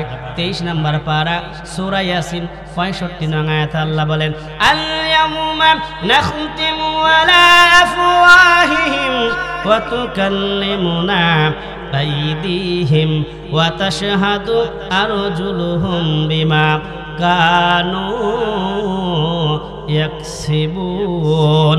সেদিন মানুষের মুখে মোহর মেরে দেওয়া হবে, হাত আল্লাহর কাছে সাক্ষী দেবে, এই হাত আল্লাহর কাছে সাক্ষী দেবে, হাত দিয়ে কত অন্যায় করেছে, অন্যায়ভাবে ঘুষি দিয়েছে, কিল মেরেছে, চোখ আল্লাহর কাছে সাক্ষী দেবে, রব্বে কারীম ল্যাপের ভিতরে মোবাইলের ভিতরে অমুক অমুক ভিডিও দেখেছে, পৃথিবীর কেউ দেখে নাই, কিন্তু এই ব্যক্তি চোখ দিয়ে এই গুনাহ করেছে। হাত আল্লাহর কাছে সাক্ষী দিবে, চোখ আল্লাহর কাছে সাক্ষী দিবে, জবান আল্লাহর কাছে সাক্ষী দিবে, অন্যায়ভাবে চকলখড়ি করেছে, এমনইভাবে পা আল্লাহর কাছে সাক্ষী দিবে, রব্বে কারীম অন্যায়ভাবে অমুক ব্যক্তিকে লাথি মেরেছে, ও রব্বে কারীম এমন স্মার্ট চাচা আছে, এই পা দিয়ে অন্যের জমির ফসল, এই সময় তো এই মৌসুমি ফসল ধানের মধ্যে মানুষ কীটনাশক দেয়, সার দেয়, ভালো ভালো সার দেয়, উন্নত মানের সার দেয়, দেওয়ার পরে পানি বাজে রাখে, ঠিক কিনা? সার দিয়ে পানি দিয়ে বাজে রাখে। এমন ওই স্মার্ট বুদ্ধিজীবী চাচা আছে, পাড়া দিয়ে নিজের জমিনে ব্লুটুথ দিয়ে অন্যের সার কীটনাশকওয়ালা জমির পানি পার করে নেয়। হিসাব দিতে হবে, কলজা হিসাব দেওয়া লাগবে। কোথায়? আল্লাহর কাঠগড়ায়। এজন্যই আল্লাহ তাআলা আয়াত নাজিল করে সতর্ক করলেন যে সেদিন মুখে মোহর মেরে দেওয়া হবে, অঙ্গ প্রত্যঙ্গগুলো আল্লাহর কাছে সেদিন কি দিবে? সাক্ষী দিবে। বলনেওয়ালাও রেহাই পাবে না, শুননেওয়ালাও আপনারাই রেহাই পাবেন না। আল্লাহর কাছে কিন্তু প্রতিটা অপকর্মের অন্যায়ের জবাব দেওয়াই লাগবে। কথা বলেন ঠিক কিনা? 2 নাম্বার অপরাধ। আর বাকি থাকলো কয়টা? বলবো না শেষ করে দেব? বিরক্ত হচ্ছেন নাকি? কি চলবে না শেষ করে দেব? আচ্ছা ঠিক আছে। আমার বন্ধুরা সংক্ষেপে শেষ করে দিতে চাই, যদিও আপনাদের শরীরের ভিতরে ক্লান্তির ছাপ চলে আসছে, কারণ আমরা সকলেই কৃষক মানুষ, আমিও কৃষিজীবী মানুষের সন্তান। আপনাদের কষ্ট বুঝি, তবে আরো সুযোগ যদি হতো আগে হলে আরো একটু ভালো হতো। প্রাণ প্রিয় ভাইয়েরা, আমাদের 2টি অপরাধের বিষয়ে আমরা অবগত হলাম। পালাম না কোনো তু'ইমুল মিসকিন ওয়া কুন্না নাখুদু মাআল খাইদিন। আল্লাহ তাআলা বলে, বান্দা চুগলখড়ি যারা করবে, অন্যের গীবত সমালোচনা যারা করবে, এই অপরাধ এই গুণ যাদের ভিতরে থাকবে, আল্লাহর জাহান্নাম সাকারের মধ্যে তাদেরকে নিক্ষিপ্ত করা হবে। বলুন নাউজুবিল্লাহ। চুগলখড়ি গীবত সমালোচনা যারা করবে, আল্লাহর জাহান্নাম সাকারের মধ্যে তাদের স্থান হবে। আল্লাহর জাহান্নাম সাকারের মধ্যে যাদের স্থান হবে, তাদের শাস্তি কেমন হবে পূর্বেই তো আলোচনা করেছি। এই দিক থেকে আমার মায়েরা কিন্তু এগিয়ে আছেন, সুন্দর করে বলে, বউ এই কথা শুধু তোমারে বললাম, তুমি যেন কাউরে বলো না। ও আরেকজনকে বলে, বউ অন্যের ছেলে অন্যের মেয়ে এই কাজ করেছে, এই কথাটা বিশ্বাস করে শুধু তোমাকেই বললাম, তুমি যেন কাউরে বলো না। এই কথা বলতে বলতে পুরো গ্রাম বলা শেষ, তারপরে বলে, বউ তুমি যেন কাউরে বলো না। বলাই শেষ। এই জন্য মা বোনদের ভিতরে এটা বেশি, আমাদের পুরুষ যারা আছি আমরাও এই অপরাধের শামিল, আমরাও কিন্তু অপরাধ করি। তবে এই বিষয় থেকে সতর্ক হতে হবে, এই বিষয়ে পরিত্যাগ করতে হবে। যদি পরিত্যাগ না করেন তাহলে আল্লাহর জাহান্নাম সাকার থেকে আপনি আমি বাঁচতে।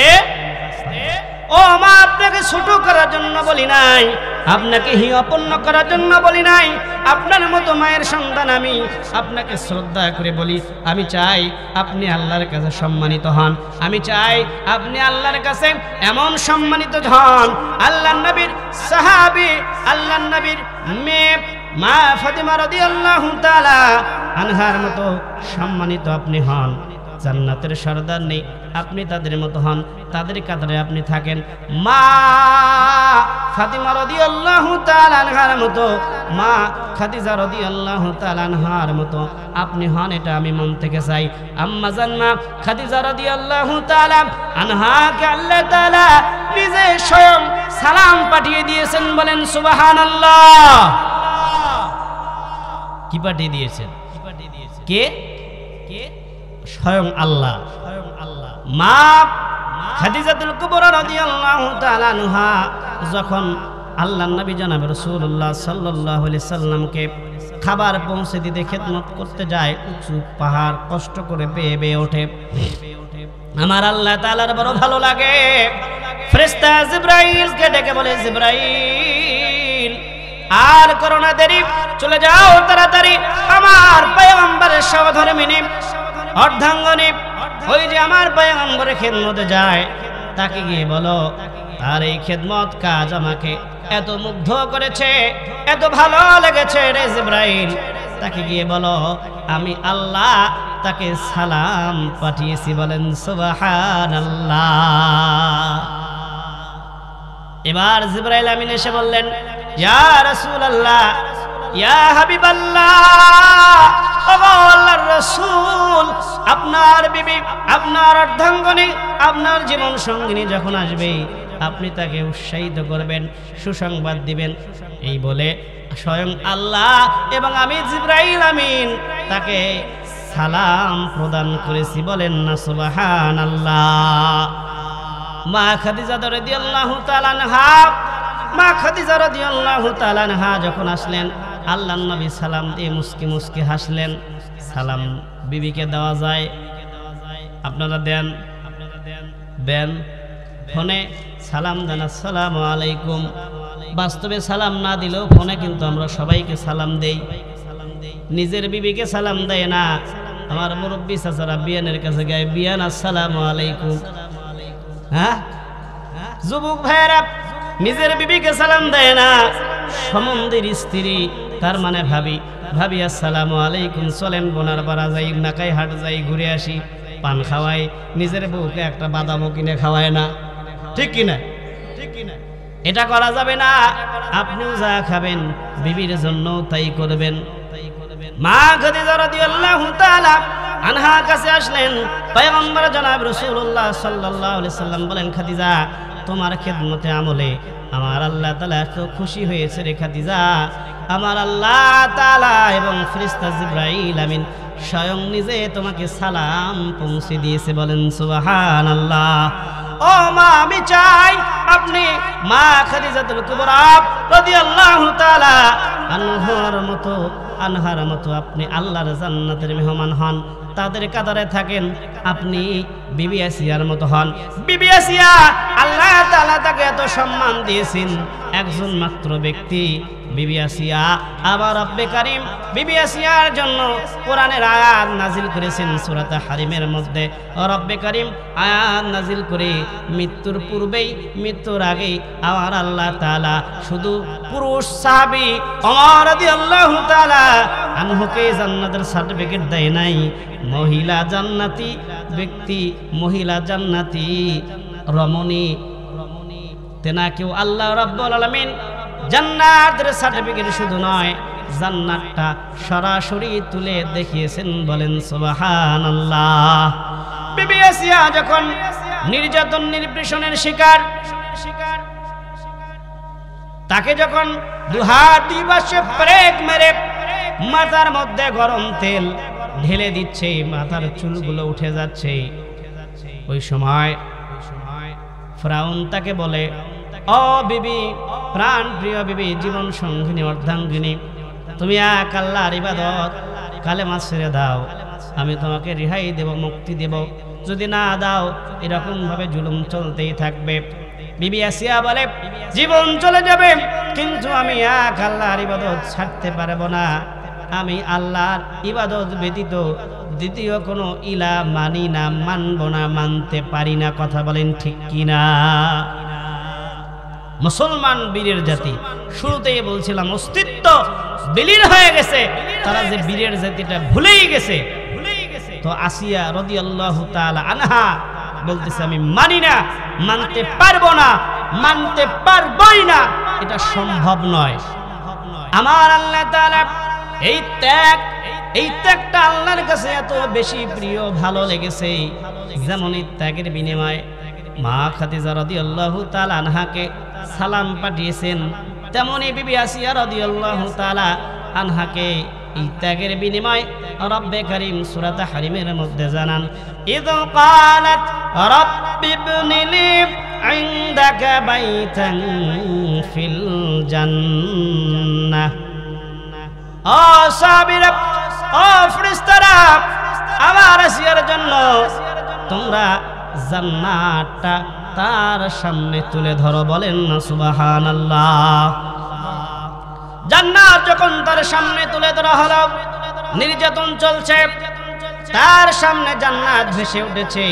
দুনিয়ার নির্যাতন কি তার মনে থাকবে? এই কষ্ট কি আর কষ্ট মনে হবে? কথা বলেন না যে কষ্ট মনে হবে।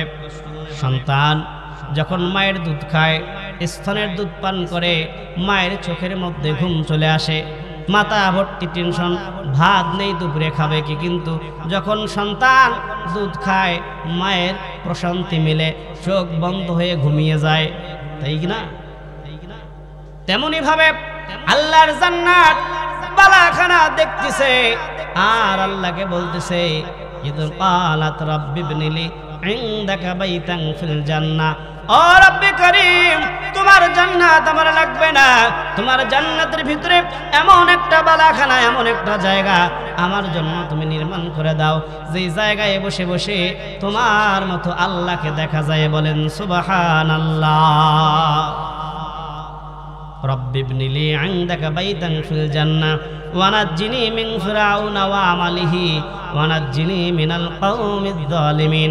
কিন্তু আমার স্বামী ফিরআউনের ব্যাপারে, ফিরআউনের উপরে তুমি জুলুম করো না, তার উপরে অন্যায় করো না। ওয়ানাজ্জিনি মিনাল কওমিজ জালিমিন, এবং তাদের কওম এর উপরে তুমি জুলুম করো না। এত নির্যাতন অত্যাচারের স্টিমরোলার চালাচ্ছে, তবুও তিনি স্বামীর উপরে অভিযোগ অভিমান আছে না নাই? আছে না নাই? নাই। করছে আল্লাহ তুমি আমাকে জান্নাত দেখাচ্ছ, ভালো কথা, এত বড় জান্নাত আমার লাগবে না, তো জান্নাতের ভেতর ছোট্ট একটা জায়গা দাও যেখানে তোমার মতো আল্লাহরে বসে বসে দেখা যায়, বলেন সুবহানাল্লাহ। ওয়ানাজ্জিনি মিন ফিরআউন, এবং ফিরআউনের উপর তুমি অত্যাচার করো না, ও আমার উপর করতেছে করুক। মিনাল কওমিজ জালিমিন, এবং আর কওমের কেউ তুমি অত্যাচার করো না। এত নির্যাতনের ভিতরেও স্বামীর প্রতি তার দয়া, ভালোবাসা, অভিযোগ অভিমান বিন্দু মাত্র নেই। তাফসীরে এসেছে তার জান্নাত পাওয়ার সর্বোত্তম কারণ হলো স্বামীর হক কোনোদিন সে নষ্ট করে না। আর আপনার আমার বিবি একটা তেলের বোতল যদি ছুটে যায়, মনে না থাকে, লিস্টে যদি বাদ পড়ে যায়, ঈদের সমস্ত শপিং করছেন, শ্যাম্পু কিনা বাদ পড়ে গেছে, বাড়িতে এসে মুখ কালো, মরার বেটার পালত পরে, যেমন আমার খুরমা হলো, সুখ পাইলাম না। কি বলেন চাচারা? বুঝলাম আপনাদের এই সম্মতি আর উচ্চারণে নির্যাতনে আপনারা আছেন। আমার মা বোনেরা, এরকম অভিযোগ অভিমান করা যাবে না। আল্লাহ রাব্বুল আলামিন আপনাকে স্বামীর খেদমত করার জন্য বলেছেন। স্বামীর খেদমতের বিনিময়ে আল্লাহর জান্নাতের স্থান হলো মৃত্যুর পূর্বেই বিবি আসিয়ার স্বামীর খেদমত, আল্লাহর সন্তুষ্টি করার জন্য ইবাদত করে মা খাদিজা রাদিয়াল্লাহু তাআলা আনহা আল্লাহ তাআলার সালাম পেলেন। আপনি আমি যদি স্বামীর খেদমত করি, আল্লাহর ইবাদত করি, তাহলে আপনাকে আমাকে আল্লাহ তাআলা জান্নাত দিতে পারেন কি পারেন না? 6 নাম্বার পয়েন্টে ছিলাম। 3 নাম্বার মনে আছে? মাঝে মাঝে মনে হয় না, এত আলোচনা, এত ডাল শাখা উপশাখা, তারপরও বক্তারে যেখানে ছেড়ে যায় ওইখানে কেমনে আসে? হ্যাঁ, মজা লাগে না? মানে এত জায়গা যাওয়ার পরও ফির ওই পয়েন্ট থেকে আলোচনা শুরু হয়। এটা আল্লাহর কুদরত, এটা আল্লাহর কর্তৃত্ব, এটা আমাদের কোনো ক্রেডিট নেই, এটা কোরআনের মুজিজা, বলেন সুবহানাল্লাহ। এটা কিসের মুজিজা? কোরআনকে যদি পড়েন বোঝেন, মনে হয় কোরআন এখনই নাজিল হচ্ছে, বলেন সুবহানাল্লাহ। এই যে প্রায় 1.5 ঘন্টা হয়ে গেছে, বুঝতেই পারতেছি না, যদিও মাইকের এই অবস্থা, তারপরেও মনেই হচ্ছে না যে 1.5 ঘন্টা চলে গেল। আপনারা বুঝতেছেন? আরো যদি মিক্সার থাকতো, বড় বড় প্রোগ্রামে যেগুলো আমরা পাই, ওগুলো থাকলে আর সুরের খেলা, আপনি এদিক সেদিক যেদিকে ভাঙ্গে নিয়ে যাবেন, নিয়ে যাবেন। ও মায়েরা, আপনার জন্য আল্লাহ তাআলা জান্নাত বালাখানা বরাদ্দ করেছেন। সূরা তাহরিমের এই ঘটনা থেকে আমার সূর্য সন্তান, সুরের সম্রাট মশিউর রহমান ভাই একটা গজল লিখেছেন, এক কলি বলবো নাকি? মালিক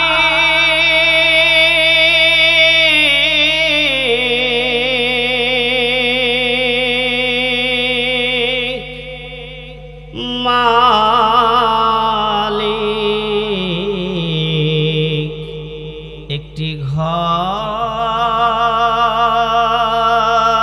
বানিয়ে দিও, একটি ঘর বানিয়ে দিও। মালিক তুমি জান্নাতে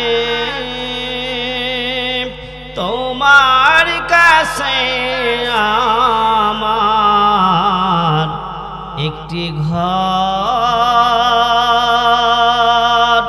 বানিয়ে দিও, একটি ঘর বানিয়ে দিও। মালিক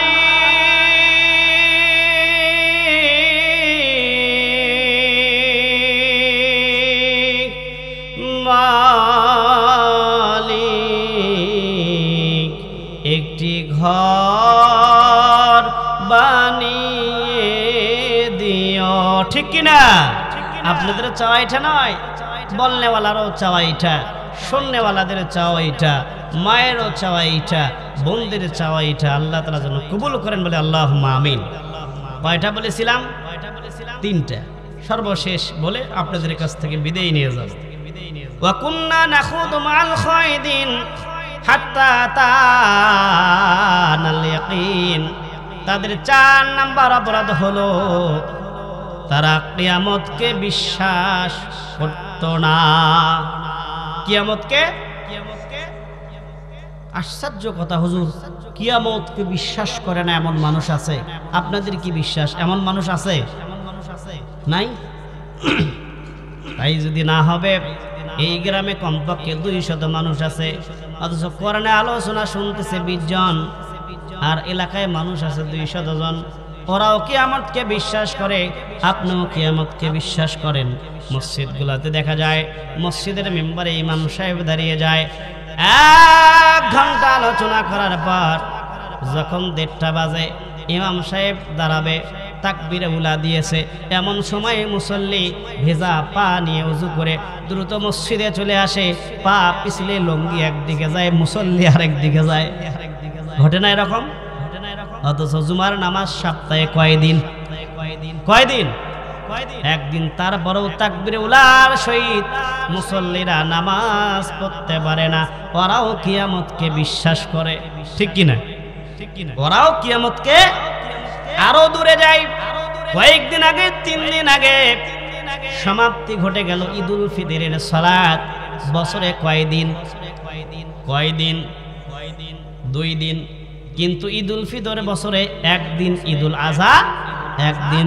অথচ এই আযান অথবা ঈদুল ফিতরের নামাজের মাইকিন চলে, আগের দিন রাতে মাইকিন চলে, সকাল থেকে তাকবীর হয়, আল্লাহু আকবার, আল্লাহু আকবার, লা ইলাহা ইল্লাল্লাহ, আল্লাহু আকবার, আল্লাহু আকবার, ওয়ালিল্লাহিল হামদ, আল্লাহু আকবার কবীরা, আলহামদুলিল্লাহি কাসীরা, সুবহানাল্লাহি বুকরাতাও ওয়া আসীলা।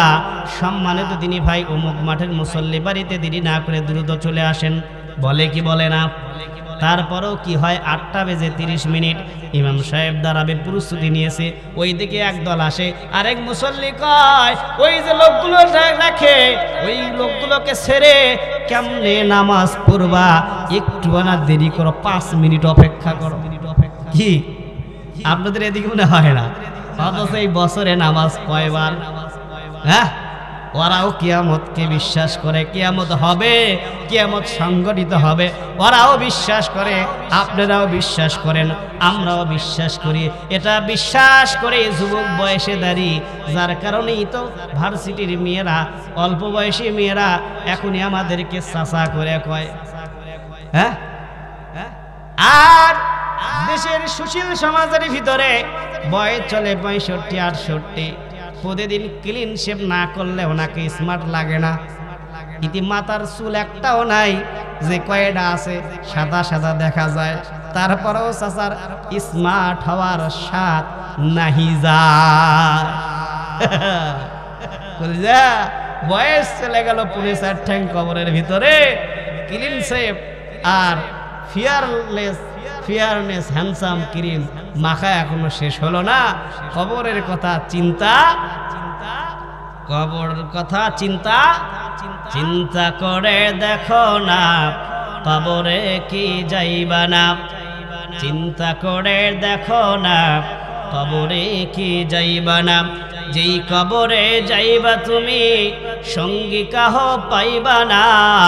যেই কবরে যাইবা তুমি সঙ্গী কাউকে পাইবা না। চিন্তা করে দেখো না, কবরে কি যাইবা না। ঠিক কিনা আমার ভাইয়েরা?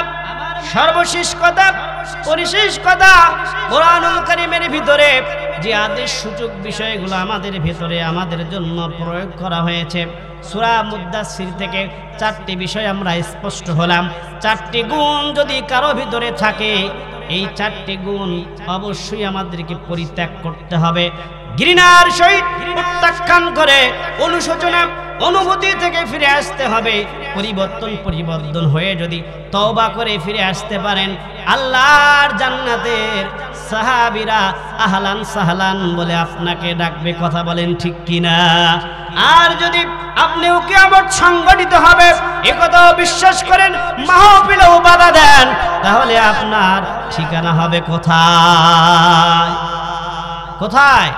এই মাহফিলগুলো করার জন্য পায়ের স্যান্ডেলের তলা ক্ষয় হয়ে গেছে। ডিসি অফিসে যাইতে ডিসি অফিস থেকে বলে আমার কাছে নাই, চলে যাও পুলিশ সুপাররা বলে আমার কাছে নাই, স্থানীয় প্রতিনিধি যারা আছে তাদেরকে ম্যানেজ করো।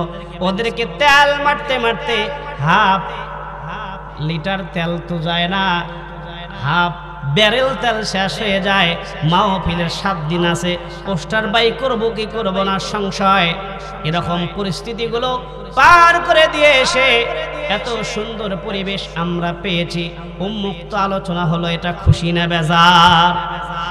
এই যে উন্মুক্ত আলোচনা হলো, আমি পরশু দিন মানে এই যে 31শে মার্চ যে ঈদের সলাত আমি ইমামতি করি ভ্রমণায়, দেখছেন বোনারপাড়া রেলওয়ে স্টেশনের সাথে যে বড় মাঠটি, ওই মাঠে ইমামতি করি। আল্লাহ তাআলা কবুল করেছেন দীর্ঘ 4 বছর। তো ওইখানে খুতবা দেই রেলের সরকারি মসজিদ লোকোশেটে। তো লোকোশেটের খুতবা দেই, শুধু সাপ্তাহিক জুমার নামাজ পড়াই আর মাঠের নামাজ পড়াই স্টেশনের সাথে যেই মাঠটা। ওখানে সুদীর্ঘ 45-50 মিনিট আলোচনার পর সলাৎ শেষে আদায় শেষ, সোনার বাংলাদেশ সালাম আর কোলাকুলির পরে ওসি স্যার উপস্থিত ছিলেন। বললেন, হুজুর আপনি তো খুব সুন্দর আলোচনা করেন, যুবক মানুষ, সুদর্শন মানুষ, খুব সুন্দর সাহসিকতার আলোচনা করেন। আমি বললাম, ভাই এই আলোচনা যদি 5 তারিখের আগে করতাম, ঈদের দিন মানতেন না, আমাকে আজকে বাহবা দিচ্ছেন, আমাকে রাখতেন জেলখানায়। হ্যাঁ, আজ পরিবেশ ভালো দেখে খুব ভালো করছেন, আমার কলজের সাথে কলজা মিলাচ্ছেন, কিন্তু আমার কলজা কিন্তু জানে কলজা আপনারা কি করতে চেষ্টা করছেন। হ্যাঁ, অতএব সমস্ত অপরাধ ভুলে যেতে হবে, বিশ্বাস করতে হবে আগামীর বিশ্ব কোরআনের বিশ্ব, আগামীর বিশ্ব, আগামীর সূর্য কোরআনের সূর্য। আইয়ুবীর ভাষণ, বঙ্গবন্ধুর শাসন, জিয়া কেটেছে খাল, ফখরুদ্দিন মঈনুদ্দিন সব ঘোড়ার টিম দেখার শেষ। আগামীতে টুপিওয়ালাদের বাংলাদেশ। কথা বলেন ঠিক কিনা? এটা বোঝা আছে না, পরেও সামান্য নেতৃত্ব কর্তৃত্বের জন্য কোরআনের পক্ষে কথা বলে না যারা, আজকের সমাজের টাটকা আবুল আহাব তারা। কথা বলেন ঠিক কিনা? অতএব শেষ কথা একটাই, কোরআনের সাথে আমরা থাকতে চাই। বিশেষ করে আজকে যাদের উদ্দেশ্যে, যাদের আয়োজনে আজকের এই মাহফিল যারা আয়োজন করেছেন, রব্বে কারীম তাদের মনে নেক মাকসুদ যেন পূরণ করেন বলে আল্লাহুম্মা আমিন। তারা অনেক কষ্ট করেছেন। আমি এসে দেখলাম সকাল থেকে তো আয়োজন চলছেই, মাগরিব পর থেকে রান্না বাড়িতে শুরু করে আমাদের শ্রদ্ধাভাজন ভাই আজাদুল ভাই খুব পরিশ্রম করতেছেন। তো এরকম প্রতিটি মানুষ এই অনুষ্ঠানকে সাফল্যমণ্ডিত করার জন্য তারা ত্যাগ স্বীকার করে যাচ্ছেন। একজন নবজাতক শিশু আল্লাহ তাআলার দেওয়া নিয়ামত, পুত্র সন্তানের জন্যই আজকের এই আয়োজন, তাকে নিয়ামত হিসাবে পেয়েছেন। অথচ রব্বে কারীম বলেন লাইন শাকারতুম লাযীদান্নাকুম ওয়া লাইন কাফারতুম ইন্না আযাবি লাশাদীদ। যে ব্যক্তি নিয়ামত পাওয়ার পর নিয়ামতের শুকরিয়া আদা করে, আমি রব্বুল আলামিন তার শুকরিয়াকে, তার নিয়ামতকে আমি রব্বে কারীম বৃদ্ধি করি, বলুন সুবহানাল্লাহ। আর যে আদা করে না, আমি তার কাছ থেকে কেড়ে নেই, কমিয়ে দেই, ছিনিয়ে নেই, ইন্না আযাবি লাশাদীদ, এবং কঠিন আযাবে গ্রেফতার করি, বলুন নাউযুবিল্লাহ। যেহেতু তারা নিয়ামতের শুকরিয়া স্বরূপ এমন কোরআনের একটা সুন্দর একটা পরিবেশ করলেন, কোরআনের কথা কেউ বললেন, কেউ শুনলাম, উভয় উপকৃত সব হলো কিনা? মা বোনেরা এখান থেকে দুইজন জান্নাতি রমণের কথা শুনলেন। একজনের নাম বিবি আসিয়া, আরেকজনের নাম মা খাদিজাতুল কুবরা রাদিয়াল্লাহু তাআলা আনহা। আমরাও দুইজন জান্নাতি সাহাবীর নাম শুনেছি। একজন খলিফাতুল মুসলিমিন ওমর রাদিয়াল্লাহু তাআলা আনহু, আরেকজন আবু বকর রাদিয়াল্লাহু তাআলা আনহু কবরের ভয়ে কান্নাকাটি করে চোখের নিচে কালো দাগ ফেলেছিলেন। আমার আলোচনার ভিতরে সূরা মুদ্দাসসির থেকে 27, 28, 29 পর্যন্ত আলোচনা ছিল। সাকর কি, সাকরে কারা যাবে, সাকরের শাস্তি কি হবে, কতজন ব্যক্তি সাকর নামক জাহান্নামে আযাব দিবেন, 19 জন ফেরেশতা সাকরে আযাব দিবেন। সূরা মুদ্দাসসিরের শেষের দিকে এসে 39, 40, 41, 42, 43, 44-এ রব্বে কারীম এই কথা স্পষ্ট করেছেন। এই বার্তা আপনাদের কাছে পৌঁছে দিয়েছি। ডানপন্থীরা জান্নাতে যাবে, বামপন্থীরা জাহান্নামে যাবে। যারা জাহান্নামে যাবে তাদের 4টি গুণ থাকবে। 1 নম্বর হচ্ছে সালাত পরিত্যাগকারী। 2 নাম্বার কি? 2 নাম্বার না, ক্বালু লাম নাকু মিনাল মুসাল্লিন ওয়া লাম নাকু নুতঈমুল মিসকিন, ইতিম সুবিধা বঞ্চিত মানুষের হক নষ্টকারী। 3 নাম্বার কি? গীবত, সমালোচনা, পরনিন্দা। এর ভিতরে চাচারাও ছিল, চাচিরাও ছিল, ঠিক কি না? কারো পক্ষে কথা বলিনি, উভয়ের পক্ষেই বিপক্ষেই কথা বলেছি। যতটুকু কোরআনে পেয়েছি, আমার বাপ দাদারকে চাও বলিনি। প্রেক্ষাপট যেটা বলেছি, বাস্তবে যা হয়েছে তাই বলেছি। আমি যদি শুধু বলেছি, আপনারা খালি ঠিক বারবার বলছেন, তাই না? তার মানে আপনারাও দেখছেন, আমিও দেখছি, ওইটাই বলেছি, বাইরে বলি নাই। 3য় নাম্বার হলো, 4র্থ নাম্বার গুণ হলো কিয়ামতকে বিশ্বাস করতো না। যারা সপ্তাহে একদিন জুমার নামাজ পড়তো, ওরাও বিশ্বাস করতো না। যারা ঈদের দিন একদিন পড়তো, সালাতে যথাসময়ে উপস্থিত হতো, ওরাও কিয়ামতকে বিশ্বাস করতো, আমরাও করতাম। আমরাও কিয়ামতকে বিশ্বাস করে এখানে আসি।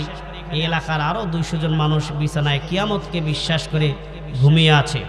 সমস্ত আলোচনার ভিতরে মূল পয়েন্ট যেটাকে প্রাধান্য দিয়েছে খলিফাতুল মুসলিমিন ওমর রাদিয়াল্লাহু তাআলা আনহুর সালাতের গুরুত্ব। মনে আছে তো ইনশাআল্লাহ? এই সমস্ত বিষয়গুলো আমরা চেষ্টা করেছি অল্প সময়ে ভাঙ্গা গলায়, যদিও আমার অত সুরালা কণ্ঠ নয়, যেটুকু আল্লাহ দিয়েছে আলহামদুলিল্লাহ।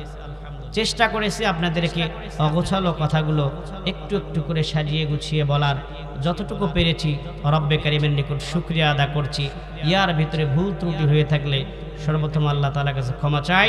বিজ্ঞ আলেম যারা আছেন তাদের কাছেও ক্ষমা চাই। রব্বে কারীম যেন ইসলামের এই পথে, এই খেদমতে টেকনাফ থেকে তেঁতুলিয়া, রূপসা থেকে পাথুরিয়া, দেশ এবং দেশের বাহির পর্যন্ত খেদমত করার তৌফিক দান করেন বলে আল্লাহুম্মা আমিন।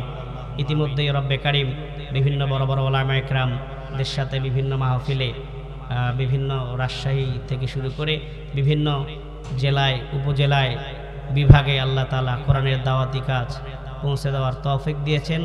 এই জন্য রব্বে কারীমের নিকট শুকরিয়া আদা করছি, পাশাপাশি আপনাদের জন্য দোয়া চাই। সর্বশেষ ধন্যবাদ জানাই আমার শ্রদ্ধাভাজন বড় ভাই ব্যক্তিত্ব, আমার বড় ভাই, পাশাপাশি আমার ভাইরা ভাই মোহাম্মদ আজাদুল ভাই, উনি দাওয়াত করেছেন। ওনার জন্য মন থেকে ধন্যবাদ জানাই। যাদের উদ্দেশ্যে, যাদের আয়োজনে, যেই সন্তানগুলোর জন্য আজকের আয়োজন, রব্বে কারীম যেন তাদেরকে কোরআনের হাফেজ হিসেবে কবুল করে নেয় বলে আল্লাহুম্মা আমিন। সেই পরিবারের জন্য শুভকামনা জানিয়ে আপনাদের সকলে সুস্বাস্থ্য, সুদীর্ঘায়ু কামনা করে রব্বে কারীমের নিকট দোয়া করি, রব্বে কারীম যেন পরবর্তী কোনো এক সময়ে কোরআনের কোনো এক ময়দানে দেখা হয়, কথা হয় সে পর্যন্ত আপনারা ভালো থাকুন, সুস্থ থাকুন, ইমানের সহিত মৃত্যু পর্যন্ত আল্লাহ তাআলা ইমানের পথে অবিচল রাখুন, বলুন আল্লাহুম্মা আমিন। ওয়া আখির দাওয়ানা আলহামদুলিল্লাহি রাব্বিল আলামিন। সকলে আমরা দরুদ পড়ি পর আল্লাহুম্মা সাল্লি আলা মুহাম্মাদ ওয়া আলা আলি মুহাম্মাদ কামা সাল্লাইতা আলা ইব্রাহিম ওয়া আলা আলি ইব্রাহিম ইন্নাকা হামিদুম মাজিদ। আল্লাহুম্মা বারিক আলা মুহাম্মাদ ওয়া আলা আলি মুহাম্মাদ কামা বারাকতা আলা ইব্রাহিম ওয়া আলা আলি ইব্রাহিম ইন্নাকা হামিদুম মাজিদ। আল্লাহুম্মা সাল্লি আলা মুহাম্মাদ ওয়া আলা আলি মুহাম্মাদ কামা সাল্লাইতা আলা ইব্রাহিম ওয়া আলা আলি ইব্রাহিম ইন্নাকা হামিদুম মাজিদ। যুবক ভাইরা, এখনই বিদায় নিয়ে যাব। বিদায় নিয়ে যাওয়ার পূর্বে মেহেরবানি করে চোখটা বন্ধ করেন, মনকে বোঝান, মন ধরে নাও এই মুহূর্তে রূহটা চলে গেল, রূহটা চলে গেল, যে নিথর দেহটা মাটিতে পড়ে গেল, সন্তানগুলো বুকের সাথে লাগিয়ে বাবা বাবা বলে চিৎকার করতে লাগলো। মনকে বুঝাও, মন ধরে নাও এই মুহূর্তে সকলেই আপনাকে বাঁশের ঝাড়ে নিয়ে গেল। কাফনটা সম্পূর্ণ করল, কাফনে আল্লাহ তাআলা কাফনের কাপড় দিয়ে আপনাকে মোড়ায়া দিল, গ্রামবাসীরা আপনাকে মোড়ায়া দিল, কবরে নামানো হলো। সন্তানটা কবরের মধ্যেও নামলো। এমন সময় সন্তানটা বাবাকে বুকের মধ্যে জড়িয়ে ধরলো। 1 মিনিটের চেয়েও বেশি আর ধরে রাখতে পারবে না। আবার কিবলার দিকে মুখটা করে আবার চলে আসতে হবে। মনকে বুঝাও, মন পায়ের ভিতরে যখন সাদা কাপড়ের গিট্টু দিয়ে দিল, ধরে নাও এই পা আর চলবে না। মনকে বুঝাও, মন মাথাটা যখন চকলেট মুড়ি দিল, ধরে নাও এই মাথা আর কাজ করবে না। এবার কবরে মাটি দিয়ে সমাপ্ত করা হলো। অন্ধকার কবরের বাসিন্দা হয়ে গেলাম। বন্ধু, মনকে বুঝাও, মন এমন দিন আসার আগে আমাদের সকলকে তওবা করতে হবে। আল্লাহর কাছে চোখের পানি ফেলে নিজেদের গুনাহগুলো মাফ করে নিতে হবে। যদি মাফ করে নিতে পারেন, চোখ বন্ধ করবেন আর চোখ খুলে দেখবেন আল্লাহর জান্নাতে। বলেন সুবহানাল্লাহ, আল্লাহুম্মা আমিন। ও রব্বানা ظلمنا أنفسنا وإن لم تغفر لنا وترحمنا لنكونن من الخاسرين وقل رب ارحمهما كما ربياني صغيرا رب ارحمهما كما রব্বায়ানি সগীরা। মাবুদ মাওলা, তাকে দেখো বিশাল আসমানের নিচে জমিনের উপরে কতগুলো গোলামদেরকে নিয়ে আল্লাহ আমি গুনাহগার খাকসার বান্দা রব্বে কারীম তোমার দরবারে হাত তুলেছি। আল্লাহ তাহাজ্জুদের সময় চলে। ও রব্বে কারীম, আরামের বিছানা হারাম করে যেই মা বোনেরা, যুবক ভাইয়েরা, পিতৃতুল্য মুরব্বীরা হাত তুলে আমিন আমিন করছে, রব্বে কারীম আল্লাহ তাআলা তাদের হাতগুলো তুমি কবুল করে নাও, তাদের এই মেহনতকে কবুল করে নাও, তাদের এই ত্যাগের বিনিময়ে আল্লাহ তুমি জান্নাতুল ফিরদাউসের মেহমান হিসেবে কবুল করে নাও। ও রব্বে কারীম, বিশেষ করে যার উদ্দেশ্যে, যেই সন্তানগুলোর উদ্দেশ্যে আজকের এই মহৎ কাজ, আজকের এই সুন্দর আয়োজন, আল্লাহ তাদেরকে তুমি কোরআনের হাফেজ হিসেবে কবুল করে নাও, জবরদস্ত আলেম হিসেবে কবুল করে নাও। তাদেরকে এমনইভাবে তৈরি করো তারা যেন সারা বিশ্বের ভিতরে এই খুকশিয়া গ্রামকে আল্লাহ প্রমোট করতে পারে, তৌফিক দান করো। এই খুকশিয়া গ্রামকে এক নামে যেন চেনে সারা বিশ্ববাসী, আল্লাহ এমন সুবক্তা, এমন জবরদস্ত আলেম, হাক্কানি আলেম হিসেবে কবুল আর মঞ্জুর করে নাও। আল্লাহ তাদের দ্বারা যেন দেশ এবং জাতি কল্যাণগামী হয়, উপকৃত হয়। আল্লাহ এমনইভাবে তুমি তাদেরকে তৌফিক দাও, কবুল করে নাও। আল্লাহ যারা আমিন আমিন করছে সকলকে ঈমানের বলিয়ান হয়ে মৃত্যু পর্যন্ত আল্লাহ ঈমানের উপর বিচল থাকার তৌফিক দাও। সাল্লাল্লাহু তাআলা আলা খায়রি খালকিহি ওয়া নূরিহি ওয়া আরশিহি ওয়া আফদালিল আমবিয়া ওয়াল মুরসালিন। ও রব্বে কারীম, পরিশেষে খোলা বেদন, মৃত্যু তো আমাদের হবেই, মৃত্যু তো আমাদেরকে দিবেনি। নির্ধারিত সময় মালাকুল মউত চলে আসবে। আল্লাহ আমাদের মৃত্যুটা মাহে রমাদানে দিয়েন। আল্লাহ আমাদের মৃত্যুটা লাইলাতুল কদরে দিয়েন। আল্লাহ আমাদের মৃত্যুটা লাইলাতুল বারাতে দিয়েন। ও রব্বে কারীম, ঈদুল আযহা, ঈদুল ফিতরে তোমার পছন্দনীয় বরকতময় ফজিলতপূর্ণ দিন রাতের মধ্যে তুমি আমাদের মৃত্যু দিয়ে গো মালিক। আল্লাহ পরিশেষে আকুল আবেদন, মালাকুল মউত যখন চলে আসবে ওই সময় ঈমানের সহিত সকালের জবানে জারি করে দিয়ে বাহাক্কে লা ইলাহা ইল্লাল্লাহু মুহাম্মাদুর রাসূলুল্লাহ। আসসালামু আলাইকুম।